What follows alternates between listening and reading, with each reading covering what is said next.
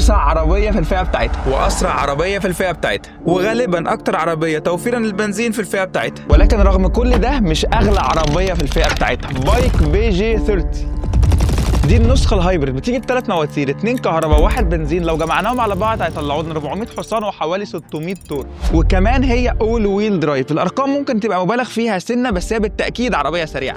عربيه عريضه جدا فيها انتليجنت LED، شكله خيالي، ومن قدام ده بالنسبه لي احلى زاويه للعربيه. العربيه بتيجي بانتيرير هادي ولذيذ، ولون الانتيرير من جوه مش ثابت، بيختلف على حسب لون العربيه من بره. شاشه عدادات ديجيتال وشاشه وسطيه عملاقه، يمكن مشكلتها الوحيده بس ان هي بطيئه سنه. الكرسيين كهرباء وفيهم تسخين وتبريد، والاهم من ده كله انهم فعلا مريحين. مساحات تخزين في كل حته عشان اكيد العربيه دي هيركبها ناس كتير. والمرايه مع الازاز مع المقبض ده بيحسسك انك عايز تخش اي صحراء بقلب جامد. والعربيه فعلا مساحتها مش منطقيه، تكفي اي عيله كبيره. كاميرات 360 وانظمه الاداس 2.5، يعني كل ما يخص مساعده السائق على الطريق موجود في العربيه دي.